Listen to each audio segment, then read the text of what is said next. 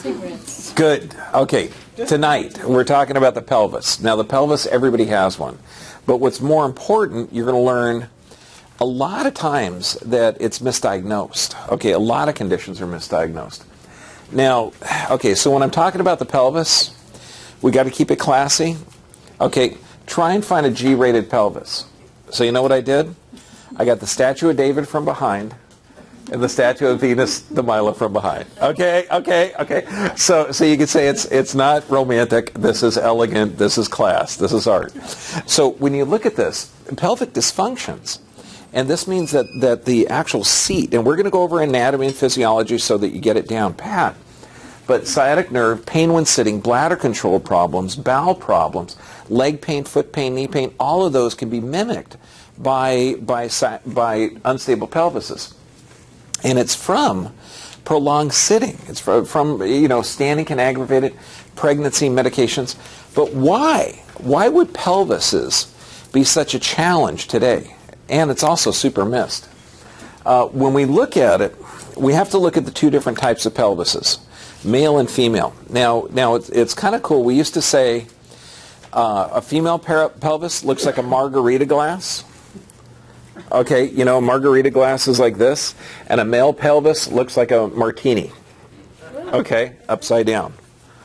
Yeah, well, when you're teaching anatomy and physiology as long as I did, you got to come up with mnemonics to make the class interesting. Otherwise, you're just looking at dead people. So, but when you look at this, I want you to appreciate the structure of it. Now, the big bone here on the outside edge, and that looks like one bone, it's not really one bone. This is actually three bones that fuses when you're a kid. You've got the ilium up here, you've got the pubis that comes across here, and you've got the sit bone or ischium here. Okay, now, and this is the ischiotuberosity. Now, what's interesting, when you sit on that hard butt, okay, that's what you're sitting on. Now, each of these bones, they fuse to form the innominate bone. Now, you know what innominate means? No name. I know. You got to know the guy's naming it. We're just having a good time. They were probably drinking wine out of some goatskin bag, and they just said, I don't know. What do you want to call it? Okay, the innominate bone. But now look at this.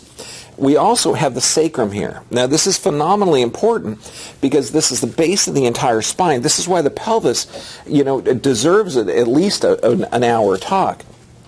Now, when they were starting to do human dissections, they had to make sure that the soul wasn't in the body. So, and every doctor, okay, and I'm talking back a few hundred years, they realized that the spine was the seat of all life, because if the spine was injured, the entire body wouldn't work right. And they knew the base of the spine was the most important, so they found the only three-sided bone in the human body, Father, Son, Holy Ghost, and they called it the sacred bone. And they realized that sacrum was empty. So the soul obviously wasn't in the body when you died, so then we could go on and do human dissection. I know, interesting, isn't it? Now, when we look at the back, and I want you to appreciate that there's no muscle that crosses this joint in the back. Okay, now that means that it's only ligamentous, and that's why I put this one up here on the right, so you can see the massive number of ligaments that cross it. Now, this joint actually articulates. It can move, but it's supposed to be stable. Now, you can imagine if you're sitting a long period of time, that's going to open up that joint and cause it to destabilize. But the joint, the pelvis itself, is a perfect joint. It never wears out. On people with long-term low back problems, that means the back has been spasming or injured or pinched. It tightens up, so the area above and below have to move twice as much. Now, what's beyond frustrating, and this is what a lot of doctors forget, we've got muscles that run down either side of the spine, and they're called postural muscles. We have phasic muscles that we have conscious control over. Those are like arm and leg muscles. But these you don't have conscious control over. And when I teach scoliosis correction, we talk about how if the spine bends, or if there's a bend in the spine, that this muscle on the outside edge of the curve is going to tighten up. Why? Because a muscle contracts and it's trying to straighten up or realign the spine. Okay? I just talked with an ignorant doctor who said, oh yeah, this muscle's tight to pull it down. No, I'm sorry, you got to study a little bit more neurology. Okay, because muscles don't work that way. These muscles that run on either side of the spine, you don't have conscious control. They're changing under what's called proprioception, your body's position in space. So the back half of this is only ligamentous up here. We're going to go over all the muscles that attach up here. Now, have you ever heard of a tailbone? Okay, good. We don't have one. We never had a tailbone. Okay, I get patients in that their medical doctor has told them they have a tailbone. We never had a tail. We don't have tails. Okay, what we do have, we've got a coccyx down here. Now the coccyx, it's 4 bones that fuse, and it's on a really tough ligament. But you can see what it looks like. Like when you're looking at this, it's almost like a basket. Okay, and that's what I want you to get the idea of. So this basket has got this little coccyx that floats in there to give stability to the pelvic floor. And the pelvic floor is a group of muscles that's in there. And there's a lot of things going on with the pelvic floor. But when you look at the coccyx, how it comes into that pelvic floor there, okay, you can imagine that it's adding or giving some stability to the pelvic muscles. Okay, does that make sense? Now, so we've got these 3 bones coming together. We've got the pubis, the ischial tube, and the ilium. And that's called the innominate bone. What does innominate mean in Latin? No name. I know. There's an innominate artery. There's an innominate nerve. I mean, it's kind of cool. You got to know they had a good sense of humor. But these 2 pubis bones come together right here. Now, this is super important because this is a rare subluxation. It can actually have a problem. And this is super missed all the time.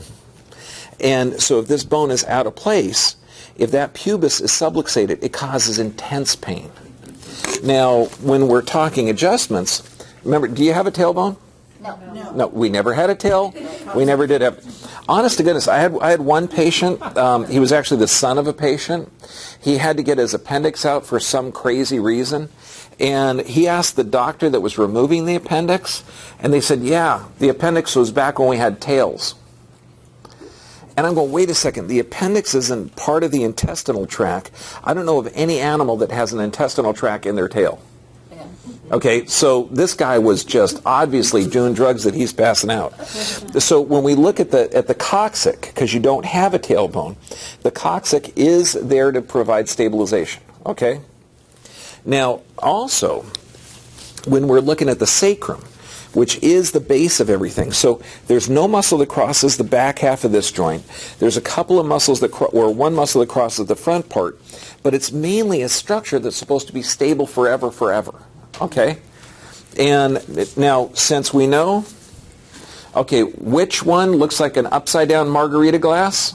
The female. Women, yes. Why? Because that head's going to come through there. Men aren't going to give birth. Okay, the species would stop. Women are a lot tougher. So what does this pelvis look like? Now, does it look like a martini glass? Yes. So you could say male pelvis. I know, isn't that cool? It's like, you know when you see those forensic shows and they say, yes, it was a female pelvis. Now you know how they're identifying it. I know, isn't that cool? Okay, so now when we look at this is super important. There's a muscle, and this is one of the biggest challenges that people will have, because when they go to people that have studied health, okay, they forget to appreciate the body.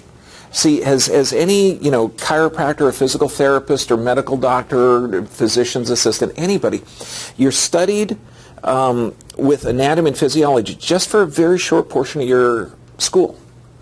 And you forget that the muscles don't react on their own. How many people have ever heard, oh, I have tight hip flexors?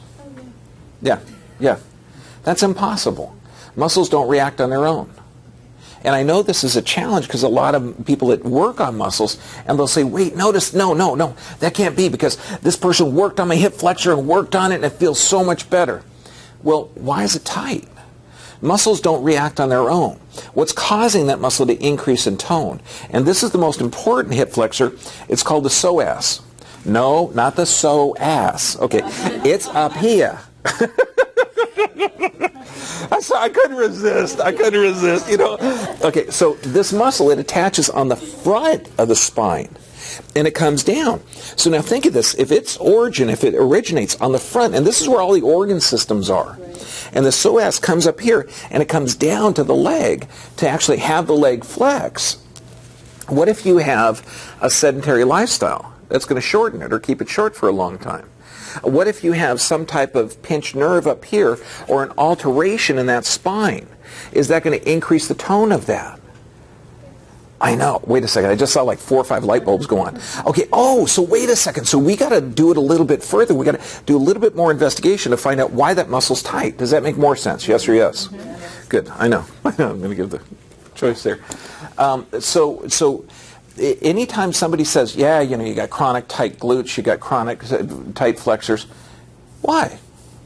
Ask that. And keep asking why, because if somebody says you have high cholesterol, why? You have high blood pressure. Really, doc, what's wrong? What's broken? You know, and so when we look at this, we can see certain type of lifestyles, such as office workers, you can see, of course, that flexor is going to be short. And some of the stretches out that we're going to do is lunges to stretch it. But even then, I don't want you to stretch the hip flexor. I don't want you to shorten it. I want you to find out why it's tight. Does that make more sense? I know. So it requires a little bit more investigation. Now, when we look at bowel and bladder control, because we're talking about the health of the pelvis, and the pelvis isn't just the bones. Okay, all the bones are really cool. It's not just the sacred bone, which is the base of the spine that used to hold the case of the soul. Okay, I want you to remember that, because isn't that cool? Okay, and this joint has no muscle that crosses the back half of it, so it's a perfect joint. It only wears out if there's long-term low back problems. Okay, so that's essential to know this, but also, too, we've got bowel and bladder issues coming out. So the nerves, these nerves that come from the brain down to control every function of the body, they actually control the bowel and the bladder and everything else. So if you have bowel and bladder problems, you've got to start looking at this. Well, I know when we were teaching about the neck and the breathing, C3, C4, C5 keeps you alive because that's a nerve to the diaphragm. This is why neck problems can lead to breathing issues. S2, 3, 4 keeps the poop off the floor. S2, 3, 4 keeps the poop off the floor. Now how this is, we've got the cervical spine up here, we've got the thoracic spine here, we've got the lumbar spine here, we've got the sacral spine here. And that's what the S stands for. So S2, 3, and 4 are these, you know, the top nerves coming out. And that supplies the pelvic floor. So does that mean if you have an unstable pelvis that perhaps bowel and bladder issues? That means perhaps some other types of dysfunction. Now, when we're treating incontinence or enuresis, bedwetting at night, you have to look at that. You have to look at that. But we also got to look at the other musculature around it, too. Now, we have it's gluteus maximus, okay, and that just means big butt muscle, okay. Now, it comes around here and attaches on this ridge, but it doesn't cross this joint. It also attaches on the base part of the sacrum. Okay, the sacred bone, that only 3-sided bone. And then it comes around here and attaches to the leg. So when you start looking at this, have you ever heard of a TFL problem or a chronic tensor fasciolata problem? Okay, and that's really common. What happens is this big glute muscle comes around and attaches to a big band of tissue. And this tissue, if you ever get a chance to see a dissection, it's the neatest thing ever. It comes down the side, and it's thin, but it's as strong as shoe leather. You can actually lift the entire body up by this. Now, this band goes down past the knee. And this is what's really cool when you're doing some good diagnostics. And by diagnostics, I don't mean categorizing symptoms and lumping people into categories, okay, the way modern diagnostics are thought of. I mean actually finding out why the body's giving symptoms. Okay, does that make more sense? So this little muscle up here, called the tensor fasciolata, okay, so what do you think it does? It tenses this fascia on the lateral side. So what's neat is muscles pretty much are going to tell you where their location is or what they do. So all this little muscle does up here is it tightens up this big band of tissue. Now this band of tissue goes on the other side of the knee. So if this muscle is tight, you're generally not going to feel it up here. You're going to feel it on the knee. So now could knee problems be the result of an unstable pelvis? Ah, I know. Isn't this cool? I know. So you got to start, it takes a little bit more diagnostics. Now, piriformis syndrome. This is probably the most overdiagnosed condition ever. Okay, now there's a muscle that goes across on the front of this pelvis. So this is on the inside. It comes across the front of that sacrum area out here and attaches to the leg. Now that's the piriformis. Now the piriformis is a hip, it turns the hip inside and out, it's a hip rotator. But when you look at it, this big old huge yellow thing coming down beneath that is called the sciatic nerve. Now the sciatic nerve comes out of the low back and the sacrum area. Now you've got this muscle right on top of that. So what happens a lot of times is that that muscle will be tight. Okay, and it could pinch a little bit of the sciatic nerve.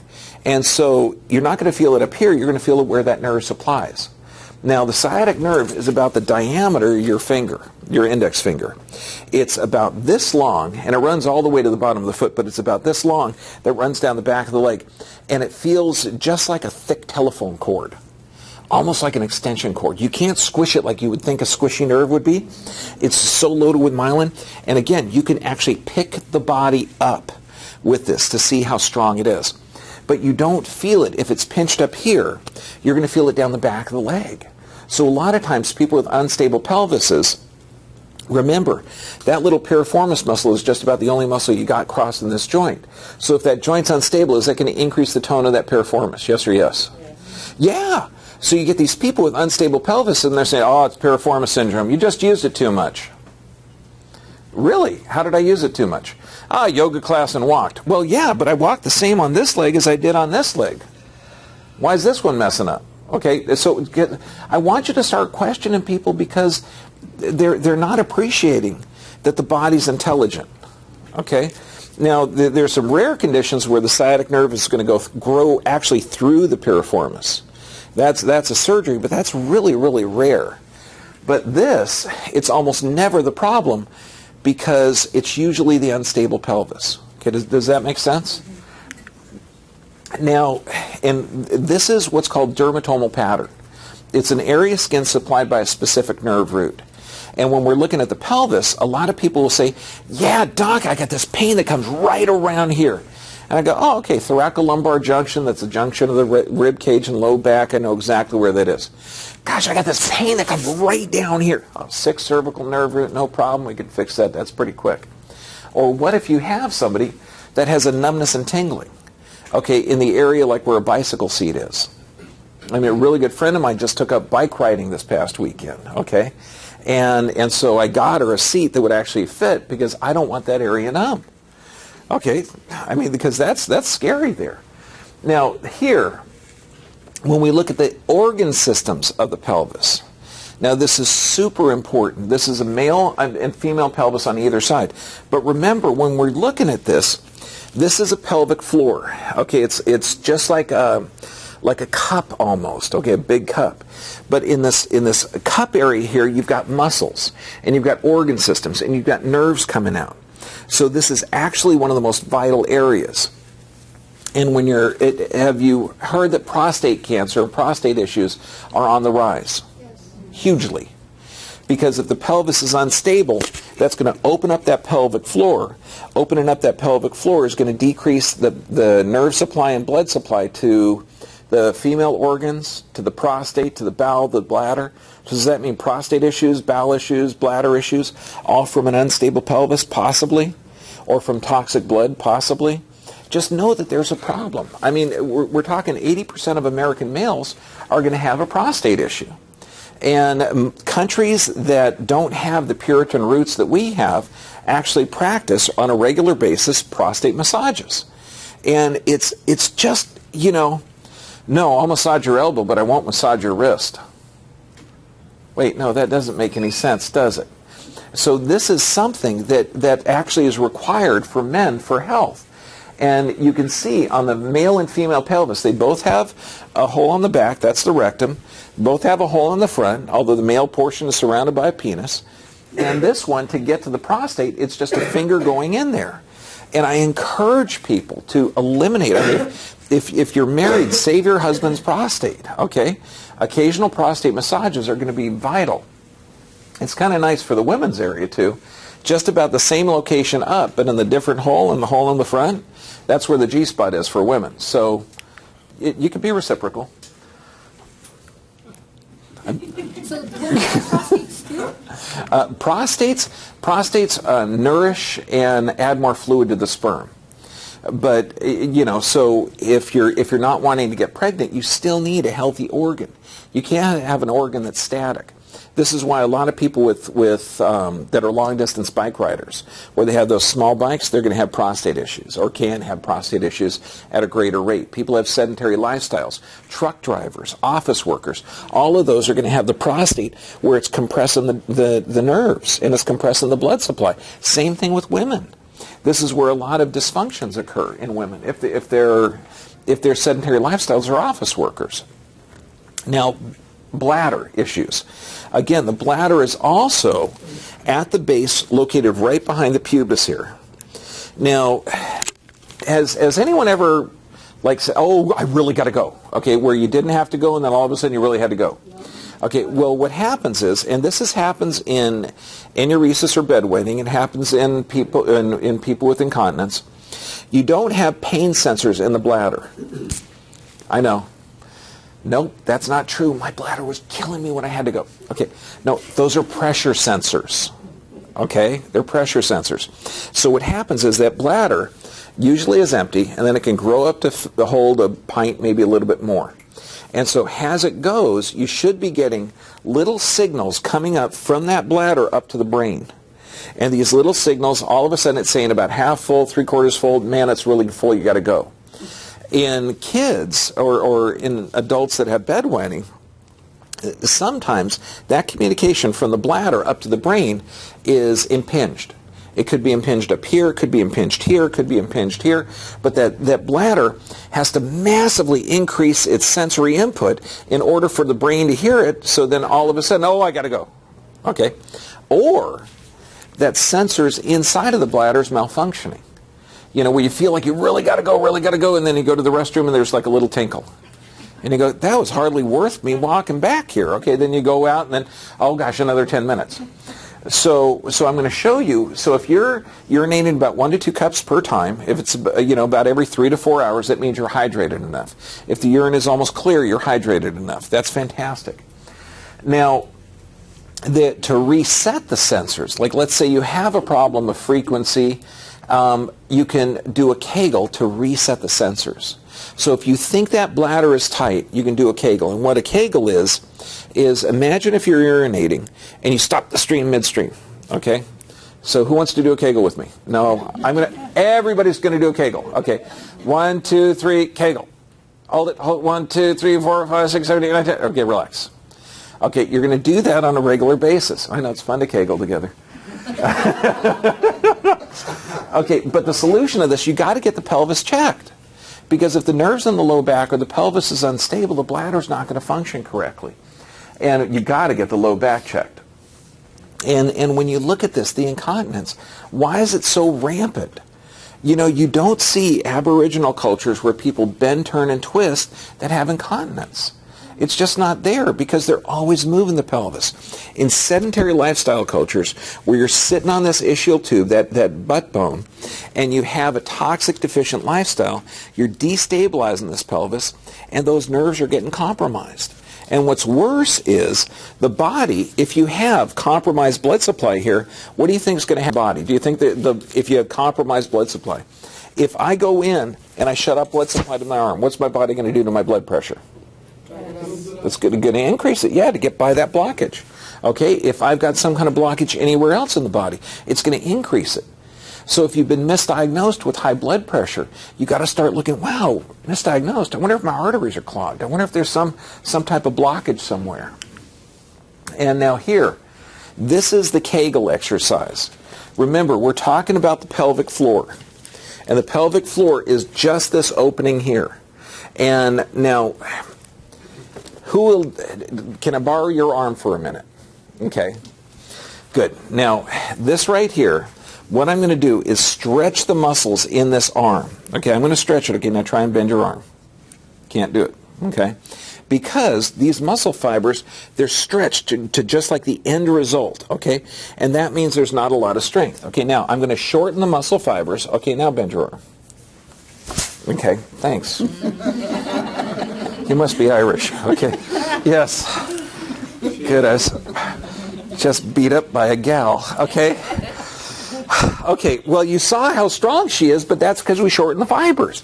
So think of this. If that pelvic floor is open and stretched because of chronic pressure pushing down, like all the organ systems are pushing down, unstable pelvis, the nerve supply to those pelvic floor muscles. So all of that is going to stretch that open. So what's going to happen? You're going to lose control of it. But not just control of the bowel and bladder function, also control of the romance organs too. In male-female relationships, that's really important. And that should be going on at every age throughout your life. And so when you look at this, the male and female Kegels, not only is this something that men and women need to do, but it increases the PONR, okay, for men. Point of no return. Okay, now, gentlemen, 2 women asked that.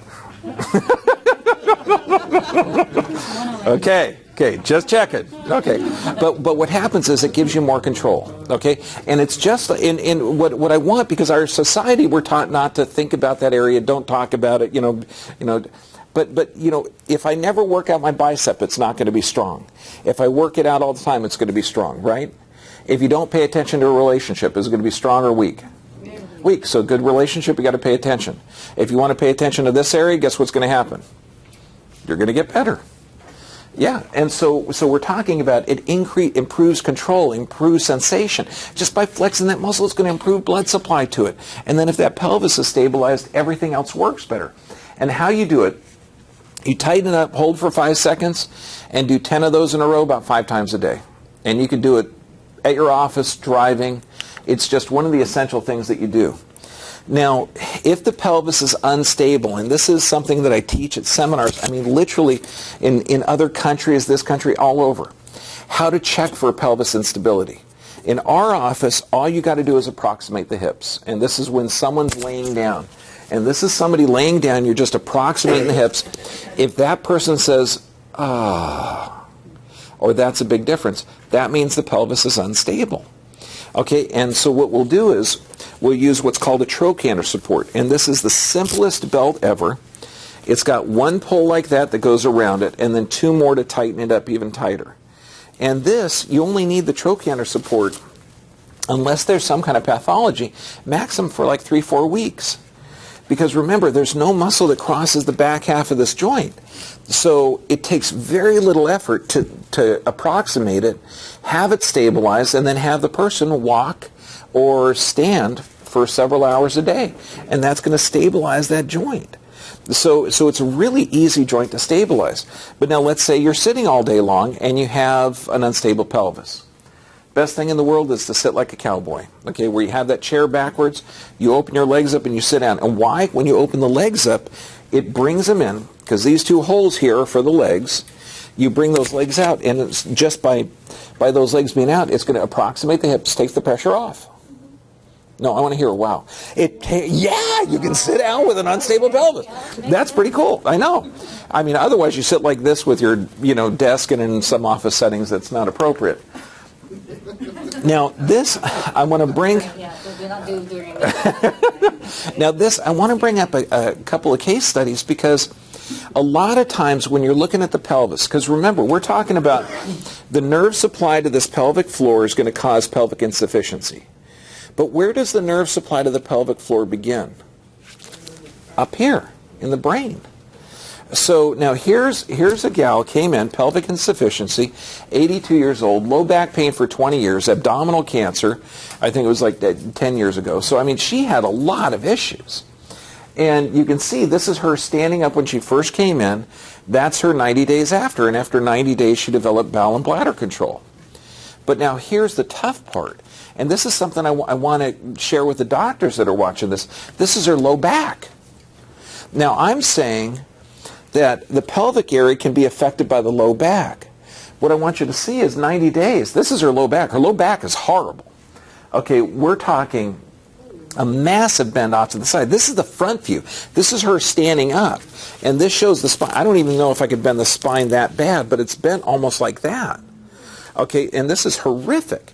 So when you look at this and you say, wow, abdominal cancer 10 years earlier, low back pain for 20 years, why do you think she had abdominal cancer? Do you think that the nerves in the low back were compromised to the abdominal area? Yeah, and that's the tough part because it's missed. Nobody says, wow, you got cancer because you've got a weakened immune system. How do you miss that? It's not even looked for. Medical doctors aren't going to look for a misaligned spine because they don't correct it. Heck, a good number of chiropractors aren't going to look for a misaligned spine as the source of cancer. At a glance, I mean, that's not normal. It's not normal, but if you can't fix it, you're not going to look for it. And that's the frustrating thing from my end, because when somebody says, oh, I had breast cancer, or I had skin cancer, or I had this cancer, I'm going, wow, that's got to be a defect of the kidneys and pancreas. It's got to be some kind of toxicity or deficiency. There's got to be some source of this, okay, because we want to find the source of it, correct it so this stuff doesn't come back. Well, what's interesting is there wasn't a great change. A 1-degree change in the low back, that's nothing in my world. Okay, at least it didn't get worse, but she got bowel and bladder control.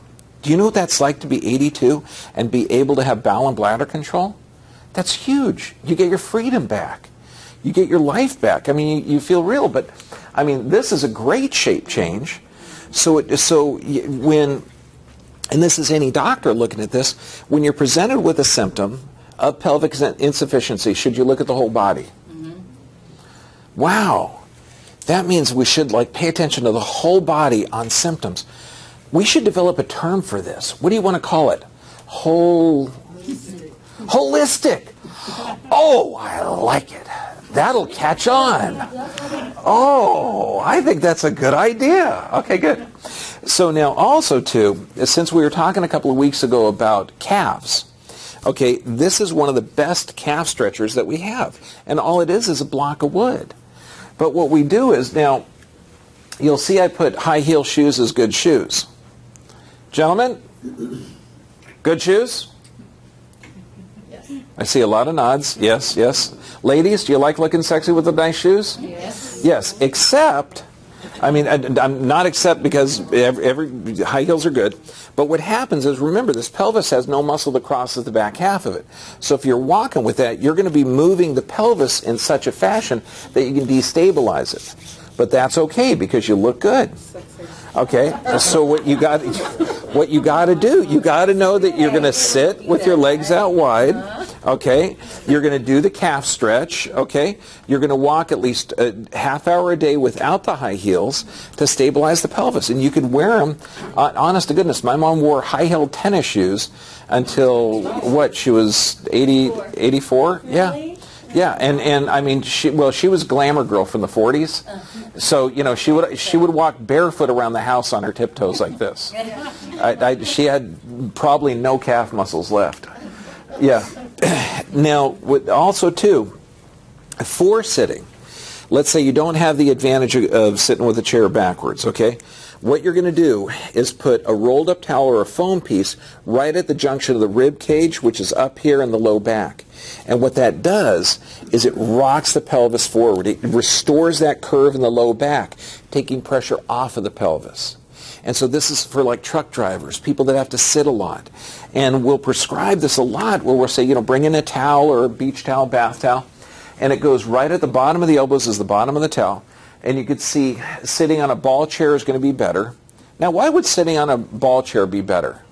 Relieve the pressure at the bottom? Relieve the pressure, but also maintain motion. Because if you're sitting on this butt bone here on a stable surface, it's going to start to separate. If you're sitting on an unstable surface, you're just going to be moving it just a little bit, not much, not like this unless you're drinking heavy. Okay, but this is for demonstration purposes. Okay, and what that movement does is it keeps the joint healthy, it keeps the ligament healthy. Now, this is the absolute worst exercise in the world. I've had patients come in and they say, oh gosh, my physical therapist told me to pull my legs up. Now, this will make the low back instantly feel better, Okay, if you have back issues and you're like this, and say you lay on the kitchen floor, within about an hour you will not be able to stand up ever. You're going to call emergency. Now the low back is supposed to have a curve. Okay, now remember we're talking about the pelvis. So the holes where the nerves come out are on the back half. So when I flatten this out, and I want the front row to look at these holes here, when I flatten this out, what happens to those nerve holes? They open up. Yeah, isn't that cool? So since those nerves might be pinched because the discs are damaged or compressed, you sit down or flatten out the back, it opens up the nerve holes and feels better. However, when we look at the normal back configuration, and I put up somewhat normal lumbar spines up here, where it's narrow at the back where the disc is and wide at the front. What you're doing here, you're changing that shape of the disc, making it wide at the back, narrow at the front. So when you go to stand up from this, you're stuck in this position. If you're lucky, you can't stand up. So this is absolutely, absolutely, absolutely not recommended, particularly if you have an unstable pelvis. Completely not recommended. Never, ever, ever, ever. Like ever. Okay, now here, this is a phenomenal exercise. This is called a cobra exercise, because what will that do? And what we do is a modified cobra, where if you're going like that, if you're pushing the low back in that circumstance, you're creating a negative pressure on the front, and that's moving the disc material from the back up to the front. It's fantastic. This is restoring the lumbar curve, the exact opposite of what you're doing when you're sitting. And then, of course, using the ball chair is going to be essential for this. Now, when you're talking about the health of the pelvis and the health of the pelvic floor and the health of the muscles, you got to have healthy blood. Okay, just like when we're talking about healthy joints. So this means no polyunsaturated fats. You got to have regular juicing. You got to have clean, beautiful, healthy blood. I mean, this slide on the left, those are red blood cells that can hold oxygen. They can carry nutrients. The slide on the right is somebody taking fast food and dehydration. It's clumpy. In order to adapt to that toxic environment on the right, people are going to have to develop higher blood pressures. Does that make sense? Yeah, you're never going to have a healthy blood pressure or healthy blood flow unless you have healthy blood. And this right here, do you think the person, the heavy-set person, is going to have more pressure pushing down on those organ systems here? Yeah, and what's going to happen to that pelvic floor? It's going to be strained. It's going to be straining and opening up. That person's got to start doing Kegels. They got to start stabilizing the pelvis. But what happens? All the nerves that come out of that on this person on the left, we're talking polycystic ovary syndrome. We're talking fibroid system because the blood supply and nerve supply is shut down. We're talking, bowel and bladder insufficiencies. I mean, forget sexual performance. I mean, she's not going to have any feeling down there. The nerves are going to be compromised. I mean, this is a horrible lifestyle. But she's going to go to so many doctors, and they're not going to look at pelvic problems. They're going to say, wow, you need a female Viagra. Wow, you need this blood pressure pill. Wow, you've got tissue damage. You need the cholesterol drug. I mean, that's why the pelvis is like the most missed around, when it should be appreciated that the bodies are supposed to function normally. These are some great exercises. This one is my favorite at the gym with the ball. But just as long as you're moving, movement is healthy. You never lay on your back and bum both your legs. But as long as you're moving that pelvis, moving everything, it's dynamic. This is fantastic. We have one of these jumpers in the back room. And this is like one of the best. And you can just do it right now. I'm actually doing it right now in front of you. Okay, but what am I doing? I'm increasing pressure by going up, so I'm increasing gravitational force loads. When I go down, I'm decreasing it. So I'm increasing and decreasing gravitational force loads. Is that increasing and decreasing pressure on my bones? Yeah, it is. Is it increasing and decreasing pressure on the discs? Yeah, so that means that there's going to be more fluid in my disc. There's more fluid in my discs. So it's just movement. That's all it is. It's just little tricks. This gal here, Chris, 48 years old, 7 years of hip pain. Okay, bladder problems, sexual dysfunction, everything else. She came in last week. I changed the name. But what's frustrating is she would say, yeah, her husband actually brought her in, okay, and she said, I tried chiropractic before. I'd get adjusted. I'd walk to the car. By the time I got out of the car, my back would hurt. I know, okay. Some people in here, had the same experience at a chiropractor. Well, what happens is, if somebody is not taking an accurate assessment of the lumbar spine, if they're not finding out why the pelvis is a problem or why the pain is here, if they're just working on the muscle tissue, if I work on a muscle, tight muscle, will that feel good temporarily? Yeah. If I push till I hear a pop, okay, will that feel good temporarily? Yeah, we call those doctors pop and pray. Pop, pray, that one's right. Okay. No, I'm talking. This is what we're talking in the chiropractors that don't have corrective protocols where they're going to take an X-ray, take a post X-ray to document structural changes, and they're not looking at the entire body. I don't have a lot of respect for people like that. Okay, you got to have an endpoint in care. So, if you're assessing it, I don't adjust the pelvis a lot of times. I make sure it's stabilized. We'll put a trochanter support on it. We'll work on just the lumbar spine. But this gal here, 7 years she tried it because it would feel good just for an hour. After the first visit, her pain was 70% decreased. Why? Because we adjusted the lumbar and stabilized the pelvis. By the third week, the pain was gone. I mean, I move the bone, God does the healing. But the big thing is, you've got to have respect for the body. If you got respect for the body and the body's processes, it's really easy. I mean, I could teach you guys to say, hey, look, that spine's bent there. We're going to push it in that direction. Okay? This little white line means it's inflamed.